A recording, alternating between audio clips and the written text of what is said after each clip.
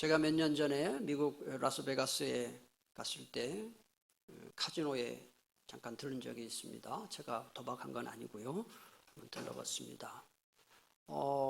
라스베가스에 있는 그 카지노나 중국 마카오에 있는 카지노에 공통점이 있었습니다. 도박장인 카지노에 없는 것이 두 가지가 있습니다. 하나는 시계가 없고 하나는 창문이 없다는 거예요. 카지노에 들어와 있는 사람들이 도박에만 전념하도록 하기 위한 조치입니다. 카지노 안에 시계가 있으면 어떻게 될까요? 도박에만 열심히 품어야 될 사람들이 시계를 쳐다보면서 벌써 시간이 이렇게 됐나? 내가 이러고 있을 때가 아니네. 그리고 도박을 중지할 수 있습니다.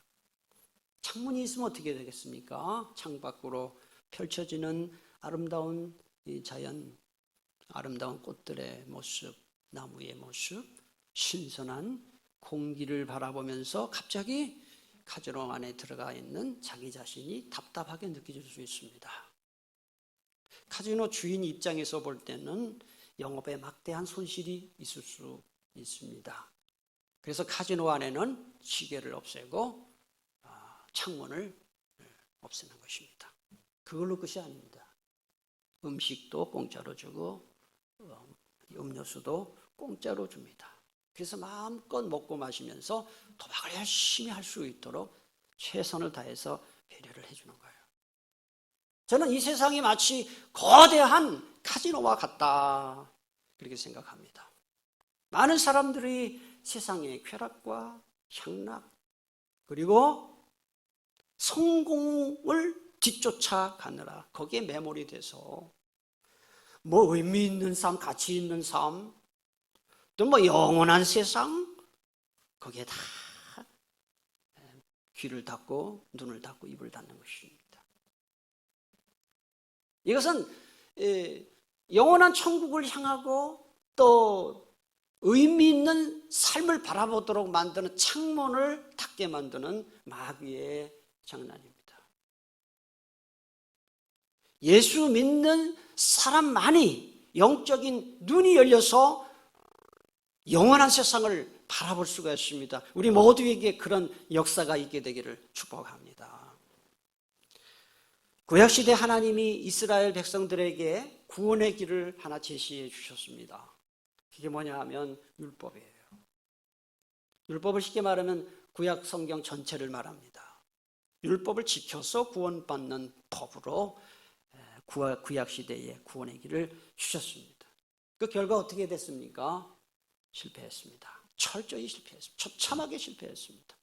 왜냐하면 아담과 하와가 타락한 이후에 모든 인간에게는 하나님의 말씀대로 살 수 있는 능력을 다 잃어버렸기 때문에 말씀대로 살 수가 없어요. 20절에 보니까 그 말씀이 나와요. 그러므로 율법의 행위로 그의 앞에 어렵다 하심을 얻을 육체가 있다 그랬습니까? 없다 그랬습니까? 없다 그랬어요. 없다. 율법을 지켜서 하나님 앞에 어렵다 한다. 구원받는다 이 말입니다. 하나님의 자녀가 된다. 그럴 사람이 하나도 없다 그래요. 여러분, 법이라는 게 뭐예요? 법이라는 거는 100가지 법을 지켜도 한 가지 법 위반하면 그건 범죄자가 되는 거예요. 우리나라에 법이 얼마나 많아요. 헌법, 민법, 상법, 소송법, 법이 수도 없이 많습니다. 그 법 조문이 얼마나 많겠어요. 그거 다 지켜도 하나 어기면 그건 범죄자예요. 율법도 마찬가지입니다. 100가지를 다 지켰어도 한 가지 지키지 않으면 죄인이 되는 것이죠. 그래서 모든 인간은 죄인이에요. 로마서 3장 23절 오늘 말씀이 뭐냐면 모든 사람이 죄를 범하였음에 그랬어요. 모든 사람, 한 사람도 빠진 것이 하나님의 영광에 이르지 못했다 그랬어요. 또 19절에도 보니까 우리가 알거니와 무릇 율법이 말하는 바는 율법 아래에 있는 자들에게 말하는 것이니 이는 모든 입을 막고 온 세상으로 하나님의 심판 아래 있게 하려 함이라. 입을 막는다는 게 뭐예요? 여러분 죄 지은 사람 할 말 없어요.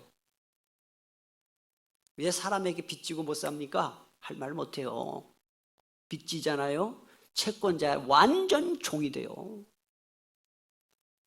돈 빨리 갚아, 이자 빨리 갚아, 왜 돈 안 내놔? 할 말 없잖아요. 장기 포기각서도 써, 그거가 써주는 일도 있잖아요. 죄 짓는 사람은 죄의 포로가 되어서 할 말이 없어요. 심판 아래 가로놓인다. 그게 바로 19절의 말씀. 그럼 우리는 이런 의문이 들지 않습니까? 하나님은 한 사람도 구원하지 못할 율법을 왜 인간에게 주셨을까? 그렇죠. 한 사람도 구원시키지 못할 율법을 왜 인간에게 주었냐? 왜 다 죄인 만드냐? 이 말이에요. 하나님 그걸 몰랐을까요? 그 답이요, 20절 끝에 나와요. 보세요. 20절 끝에. 20절 끝부분에 보니까 율법이 하는 일이 있어요. 율법으로는 뭐를 깨닫는다 그랬어요? 죄를 깨닫는다. 구약 성경을 주심으로써 너희들이 죄인이다, 그걸 깨닫게 하신다. 많은 사람들이 병원 가는 거 싫어합니다. 저도 병원 가는 게 제일 싫어요. 그리고 많은 사람들이 건강검진도 안 받으려고 그래요. 저도 지금 건강검진 안 받은 지가 2년이 지났어요. 건강검진 왜 안 받죠? 저는 뭐 그래서 안 받는 건 아니지만은, 건강검진을 안 받는 이유 중에 하나가 뭐냐면은, 괜히 검사 받았다가 이상한 소리 들을까봐, 의사로부터 뭐 별로 좋지 않은 말 듣는 것이 두려워서 안 받는 사람들 많아요. 그렇게 되면 어떻게 될까요? 때를 놓쳐가지고 그냥 살 수도 있는데 죽을 수도 있어요. 어떤 사람이 무슨 큰 병에 걸렸다는 것이 발견되었을 때 의사가 어떻게 해야 할까요? 그 사람 환자의 기분 나쁠까봐, 환자가 절망할까봐, 아, 별거 아닙니다, 아무 문제 없습니다, 그냥 사세요, 그래야 할까요? 아니면 큰일 났습니다, 당신 큰일 났습니다, 빨리 입원해서 빨리 치료하십시오, 그러지 않으면 죽습니다, 그래야 할까요? 의사가 어떻게 하는 게 진짜 의사입니까? 그 기분 나쁠까봐, 절망할까봐 그냥 병명 가르쳐 주지 않는 그 의사는 완전 엉터리죠. 또 어떤 이제 살 날이 얼마 남지 않는 환자가 있어요. 보니까 이게 6개월도 못 살겠어요. 어떻게 해야 됩니까? 가르쳐 줘야 됩니다. 당신 오래 못 삽니다. 그래야 죽을 준비하잖아요. 그런 일이 없으면 좋겠지만 인생을 할 수 없잖아요. 여러분 가족 중에 누군가 정말 더 살아야 할 뿐인데 얼마 살지 못하는 판정을 받았을 경우에 보통 본인에게는 얘기 안 해요. 보호자한테 얘기해요. 그런데 많은 경우에 그거를 다 휴시해요. 환자에게 괜찮다고, 그냥 먹으면 낫다고. 그럼 죽음을 준비 못하는 거죠. 오래전에 우리 예배당이 저쪽에 있을 때 교회 안수 집사님 중에 한 분이 그런 상태에 빠졌어요. 근데 부인 집사님한테 그랬어요. 집사님, 지금 그 이 집사님인데, 이 집사님은 지금 자기가 죽을 줄도 모르고 저렇게 뭐 병원에서 치료받고 나갈 걸로 아는데 빨리 말씀하시라고. 도저히 얘기 못 하겠다는 거예요. 몇 개월 한다고. 그래서 저보고 얘기하래요. 그 어떻게 해요? 목사가 당신 살아납니다 이 얘기를 해야 되는데 내가 무슨 저승사자 같이, 집사님 잘 들으세요, 정신 차리세요, 집사님 오래 못 살아요. 얼굴이 창백해지더라고요. 여러분, 건강검진 받는 것만으로는 질병을 고칠 수는 없죠. 그러나 무슨 병인지 알 수 있어요. 그리고 빨리 치료받을 그 필요를 느끼게 만드는 것이 건강검진이에요. 제가 건강검진 얘기하려고 얘기하는 게 아닙니다, 여러분. 하나님이 우리에게 율법을 왜 주셨냐 이 말입니다. 성경 말씀을 왜 주셨느냐, 구약 성경 특히 율법을 왜 주셨느냐 하는 거예요. 말씀대로 살지 못하는 죄인인 것을 깨닫게 하고 나를 구원할 구원자 예수님을 찾도록 만들기 위해서 율법을 주신 겁니다. 아멘이십니까? 구약 성경이 그래서 우리에게 필요한 거예요. 갈라디아 3장 24절을 말씀합니다. 이같이 율법이 우리를 그리스도께로 인도하는 초등교사가 되어 우리로 하여금 믿음으로 말미암아 의롭다함을 얻게 하려 함이라 그랬어요. 율법이 예수님에게로 인도하는 초등교사래요. 저는 어떤 의미에서 주일마다 예배 시간마다 여러분들이 듣는 이 설교 말씀도 율법과 같다고 생각해요. 많은 그리스도인들, 특히 우리 교회 교우님들을 보면 다 말씀의 은혜 잘 받아요. 말씀을 잘 듣는 편이에요. 제가 다른 교회 가서도 설교를 많이 해봤는데 우리 교회 교우님들만큼 말씀 잘 듣는 교우님도 그렇게 많지 않아요. 아부하는 거 안 해요. 아부해서 뭐 하겠어요 제가. 아멘은 잘 안 하지만 말씀은 잘 들어요. 그런데 은혜도 받고 결단도 하고 회개도 하고 그래요. 그러나 세상에 나가서 막상 살 때는 말씀대로 살지 못한 일이 많아요. 그러니까 자꾸 뭐라 그럴까요? 내가 말씀대로 살아야 되는데 말씀대로 못 사네? 하면서 자기를 한심스럽게 생각하고 또 주일 와서 회개해요. 여러분 그렇게 하잖아요. 주일마다 와서 지난주 말씀대로 못 살고 회개하면 또 결심하고 또 나가 또 말씀대로 못 살고. 그럼 이게 소용없는 건가요? 이 설교 들을 필요 없나요? 어떤 연세 드신 권사님이 저한테 그래요. 목사님, 목사님 보면 죄송하대요. 왜요? 목사님 설교 좀 열심히 하시고 강단에서 말씀을 하시는데 제가 말씀에 은혜 받아요. 근데 나가면서 다 잊어버려요. 예배당 나가면서 다 잊어버린대요. 그래서 미안하대요. 그래서 제가 뭐라 했는지 알아요? 나도 잊어버려요. 그랬어요. 저도 설교 마치고 설교 예배 딱 끝나고 나면 저도 잊어버려요. 그러면 말씀이 필요 없나요? 그렇지 않아요. 최소한 설교 말씀을 듣는 시간만이라도 내가 말씀대로 못 살았구나, 저 말씀대로 살아야 되겠구나, 그렇게 결심한다면 그 결심들이 쌓이고 모여서 여러분의 믿음이 성장하는 줄 믿으시기를 바랍니다. 그게 율법의 기능이에요. 구약시대 하나님 주신 율법은 이 세상 어느 누구도 100% 지킬 수 없음이 판명되었습니다. 율법은 구원의 길이 될 수 없음이 판명되었습니다. 여기에 하나님의 깊은 고민이 생겼습니다. 어떤 하나님이 고민한다는 게 말이 안 되는 거지만 이 인간의 표현을 쓸 수밖에 없어요. 하나님에게 어떤 고민이 생겼을까요? 죄인인 인간을 그냥 용서해 주자니 거룩하고 의로우신 하나님의 성품이 그 용납을 안 해요. 그렇다고 율법의 말씀대로 인간을 다 죄인들 죽여버리려고 하니까 사랑이 많은 하나님의 성품이 그걸 용납을 안 해요. 죽일 수도 없고 살릴 수도 없고, 이게 하나님의 딜레마예요. 거룩한 딜레마. 그래서 하나님이 그 해결책으로 내놓은 방법이 뭐냐? 당신의 외아들 예수 그리스도를 십자가의 화목제물로 주시고 희생시키시고 그것을 믿는 자마다 구원받게 하신 것입니다. 그래서 십자가가 그래서 중요한 거예요. 오늘 21절 상반절을 보면 이제는 율법 외에, 율법 말고 이 말입니다. 하나님의 한 의가 나타났다 그랬어요. 율법 가지고 안 되니까 하나님이 다른 방법을 쓰셨다 그랬어요. 이걸 쉽게 말하면 구약시대 율법시대는 지나가고 이제는 신약시대 복음시대가 왔다 그 얘기입니다. 그런데 그 복음시대가 예수님의 십자가가 어느 날 갑자기 하늘에서 뚝 떨어진 거냐? 그렇지 않다. 이거는 구약시대 내내 준비한 것이다. 그 얘기가 바로 21절 중간 이하에 나와요. 율법과 선지자들에게 뭐를 받았다 그랬어요? 증거를 받았다. 어려운 말이죠. 구약 성경에서 율법과 선지자들이 계속해서 예수 그리스도가 이 구원을 할 것이라는 것을 성경에서 계속 증언을 했다.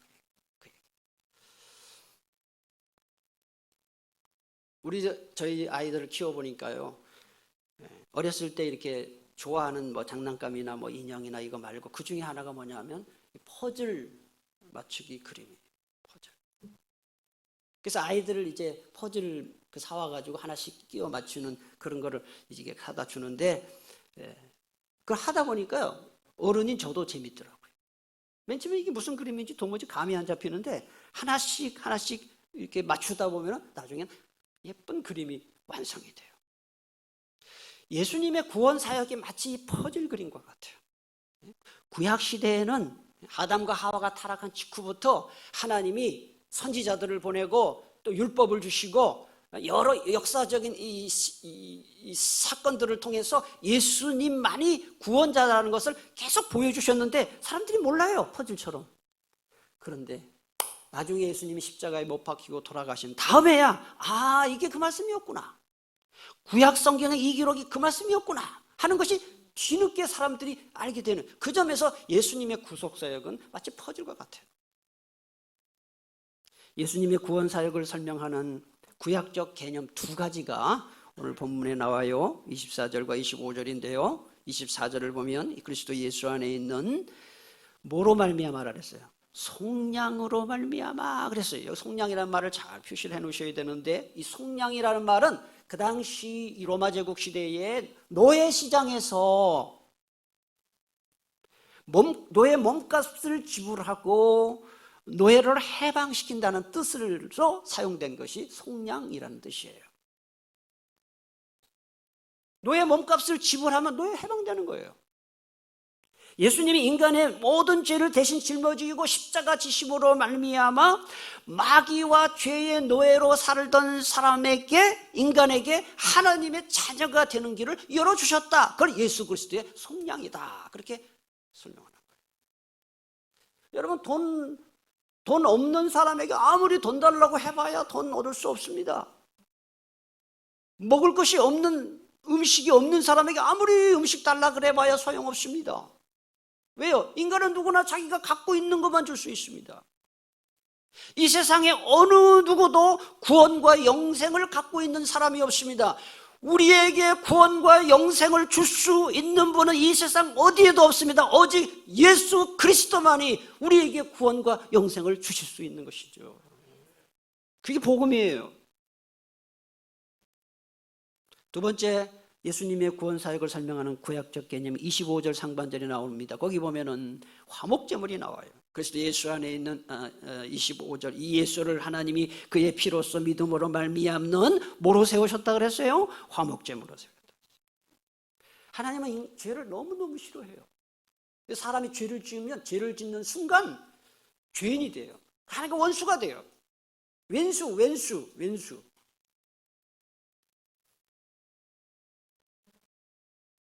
그래서 구약시대에는 어떻게 했습니까? 죄 지은 사람이 자기 죄를 용서받기 위해서 속죄 제사를 드렸어요. 양, 소, 비둘기 제물을 갖고 가서 제사드려요. 그래서 죄가 사해지고. 그리고 또 화목 제사 드렸어요. 하나님과 깨어진 관계, 멀어진 관계를 다시 복원시키는 의미로 화목 제사를 드렸어요. 그래서 이 예수님을 화목 제물로 주셨다는 말이 그런 뜻이에요. 예수님의 십자가는 죄 때문에 하나님과 웬수가 된 인간들에게, 하나님과 멀어졌던 인간을 다시 하나님과 가까이, 하나님의 자녀로 삼아주시는 그런 기능이 있기에 화목제물이라는 표현을 쓴 거예요. 여러분, 쉬운 질문 하나 할게요. 성경 맨 앞에 나오는 책이 뭐죠? 창세기죠. 창세기. 창세기 3장에 보면요, 제가 몇 번 설교했습니다마는 가죽옷 이야기가 나와요. 아담과 하와가 선악과 따먹고 죄 짓고 난 다음에 자기 몸이 벌거벗은 것을 부끄러워했을 때 하나님께서 가죽옷을 입혀주셨다는 말이 나와요. 여러분, 가죽옷을 만들려고 그러면 동물을 죽여야 가죽을 얻을 수 있죠. 그 동물을 죽이면 어떻게 됩니까? 동물이 피를 흘려요. 가죽옷을 입혀주셨다는 것이 무엇을 의미할까요? 예수 그리스도의 피로 앞으로 인류를 구원할 것이라는 것을 이 가죽옷을 통해서 보여주신 것이에요. 성경 맨 마지막에 나오는 책이 요한계시록이에요. 자, 지금 창세기 성경 맨 앞에 나오죠. 3장. 그 다음에 요한계시록 7장 14절에 보면 최후 심판에서 구원받은 사람들을 이렇게 설명했습니다. 이는 큰 환란에서 나오는 자들인데, 따라합시다. 어린 양의 피에. 이 어린 양이 누구겠어요? 예수님이. 앞으로 제가 계시록 계속 하겠습니다만, 어린 양의 피에 옷을 씻어 깨끗하게 했다. 여러분, 성경은 피로 시작해서 피로 끝나요. 누군가 그런 얘기를 했어요. 구약을 짜보라, 동물의 피가 나올 것이다. 신약을 짜보라, 예수님의 피가 나올 것이다. 구약 시대에 수천, 수만, 수백만 번 이 드려졌던 동물 제물의 피는 예수님이 십자가에서 피 흘려야 우리가 구원받는다 하는 것을 보여주시는 것이고, 예수님의 피를 믿는 자마다 구원받는다 하는 것을 미리 보여주는 의미가 있어요. 우리 찬송할 때 주의 보혈 능력이 있도다, 이 찬송하잖아요. 예수님의 보혈, 예수님의 보배로운 피, 예수님의 보혈의 피는 우리를 구원만 주는 것이 아닙니다. 마귀를 물리치고 질병을 고치고 우리를 죄와 노예의 이 상태에서 해방시키는 능력이 있음을 믿으시기를 바랍니다. 기도응답도 예수님의 이름으로 하죠. 불치병도 예수님의 십자가의 능력이 임할 때 불치병도 고칠 수 있고. 아멘이십니까? 보혈의 능력은 현재 진행형이에요. 지금도 계속되고 있어요. 자, 그럼 구원을 어떻게 받습니까? 오늘 마지막 두 가지 설명하겠습니다. 구원을 어떻게 받습니까? 다 아는 얘기지만은 22절에 보니까 명확하게 답이 나옵니다. 곧 예수 그리스도를 어떻게 해요? 믿음으로 말미암아. 믿음이란 말을 잘 표시해요. 예수 그리스도를 믿음으로 말미암아. 그 다음에 모든 어떻게 하는 자에게? 믿는 자에게.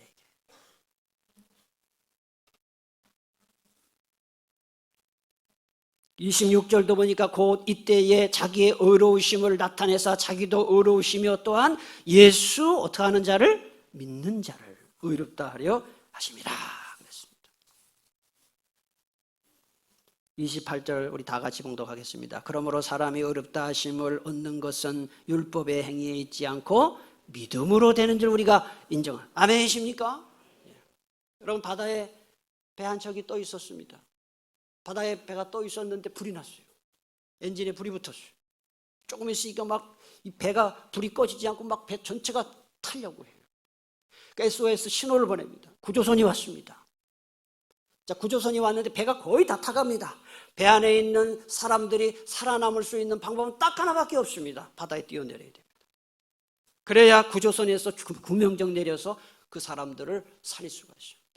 예수님이 아무리 우리를 위해서 십자가에 못 박혀 돌아가셨더라도 우리가 그 예수 그리스도를 붙잡지 않으면 아무도 구원받을 수 없습니다. 구원받는 방법은 딱 하나입니다. 예수님을 믿는 자마다예요. 믿는 자마다. 여러분, 착각하지 마세요. 그 집안의 아버지가 구원받으면 자식이 구원받지 않습니다.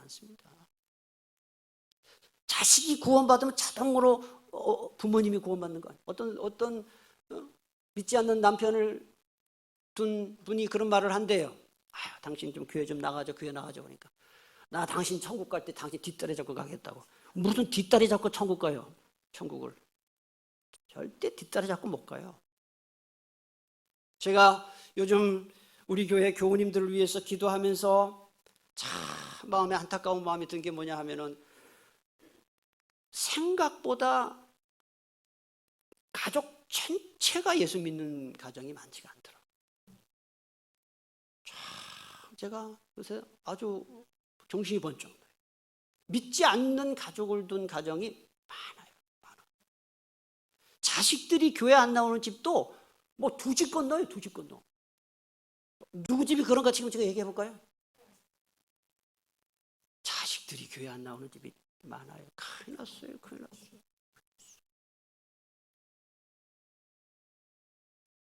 남편이 교회 안 나오고 부인이 안 나오고 부모가 교회 안 나오고. 여러분, 정신 차리세요.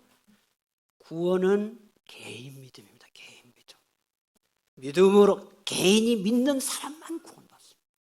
자식이 교회를 안 나오는데도 그냥 탁탁 뭐 그러진 않겠지만 그러면 안 돼요. 정말 눈물로 기도하고 자식한테 무릎 꿇고 싹싹 비는 정도까지 자식한테 제발 교회 좀 나가달라고. 다른 거는 자식한테 다 자율권을 줘도 되지만 이 신앙 문제만큼은요 절대로 부모가 간섭을 해야 되는 거예요. 신앙 문제. 우리 교회 사랑하는 교우 여러분들, 여러분의 자녀들, 여러분 다 좋은 믿음 갖게 되기를 축복합니다.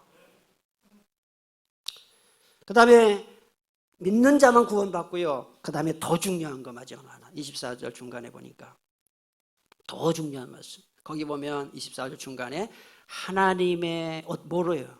은혜로요. 은혜로. 구원은 하나님의 은혜로 값없이.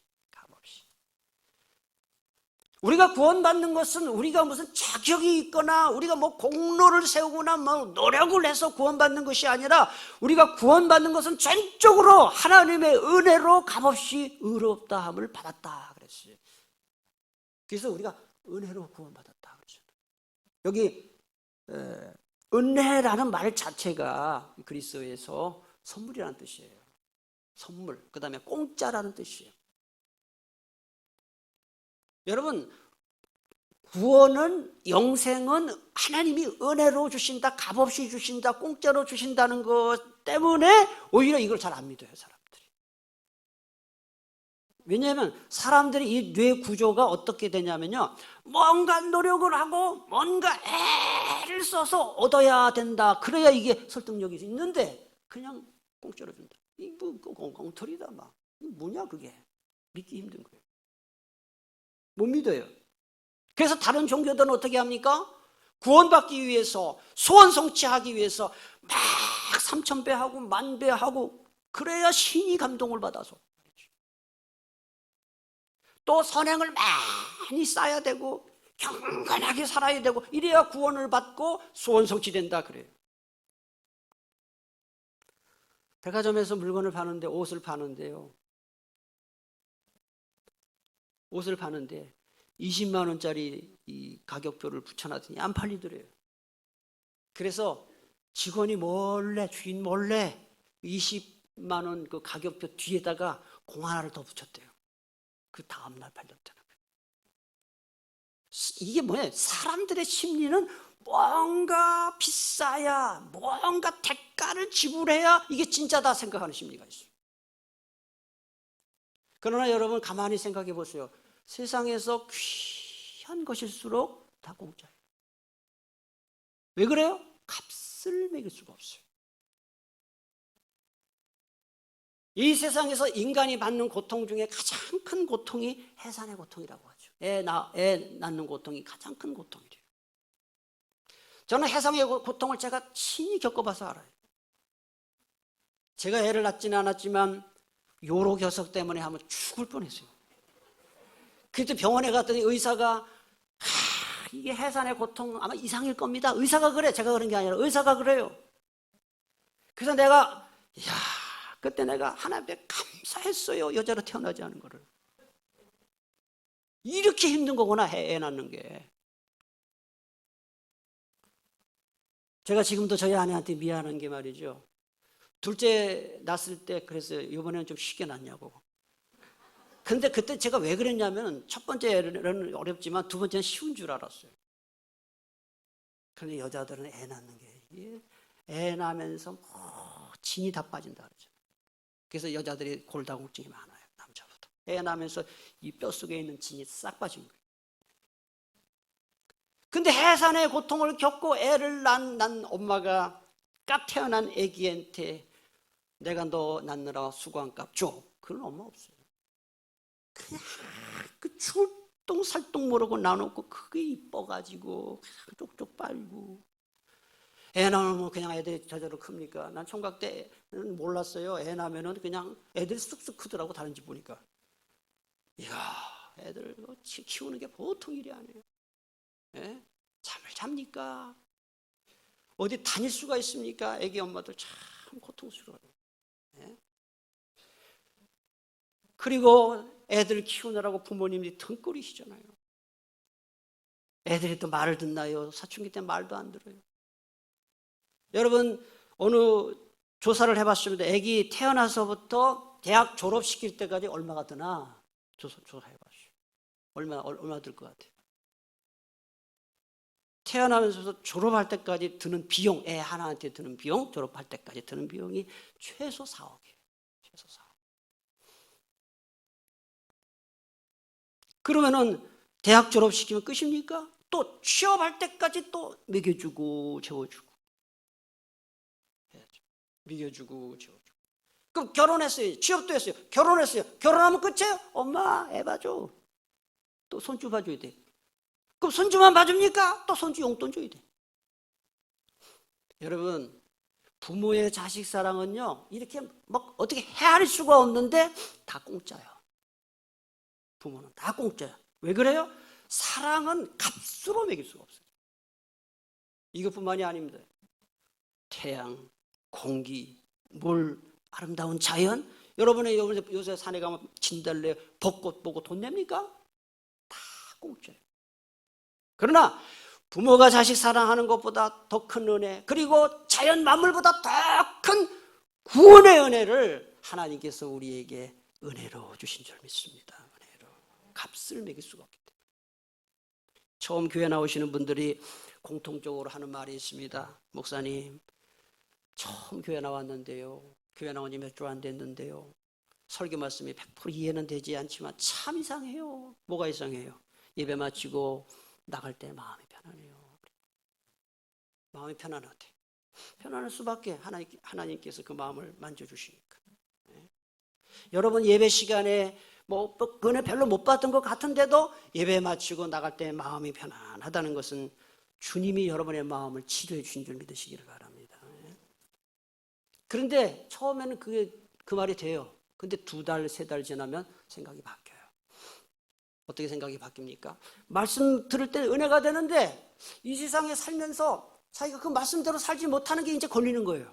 믿음이 들어가면서 양심의 가책을 받아요. 그 죄책감이 들어요. 그러니까 이제 나중에 또 어떻게 생각을 하냐면, 아이고 내가 뭐하러 이렇게 교회 다니면서 죄책감 들고 양심의 가책 받을 바에 아예 뭐 예배 참석하지 말고 말씀 듣지 말아야지 하고 교회를 안 나와버려요. 그러니까 저는 그래서 교인이 와서 은혜 받는 것도 겁나 이제는. 은혜 받아가지고 그럴까 봐. 내가 그래요. 새 가지고 오면 그래요. 설교 말씀 듣고요, 그 말씀대로 안 살아도 되니까 나오세요 그래요. 그 얘기 미리 해요. 예방주사 놔요. 안 나올까 봐. 이게 하나는 알았지 둘을 몰라서 이런 얘기를 하는 겁니다. 여러분, 착하게 말씀대로 살아야 구원받는 것이 아니라 구원은 전적으로 하나님이 선물로 주시는 것입니다. 선물로. 말씀대로 살아서 구원받는 것이 아니라 말씀에 은혜 받아서 하나님 공짜로 구원을 주시니까 내가 말씀대로 살아야 되겠구나 하고 순종의 의지가 있고 결단이 있는 것입니다. 아무쪼록 오늘 종료주일을 맞이해서 주님이 나 위에 십자가 지시고 우리에게 구원을 은혜로 주신 것에 대해서 감사하는 보답하는 마음이 우리 모두에게 있게 되기를 축복합니다. 기도하겠습니다. 오늘 주신 말씀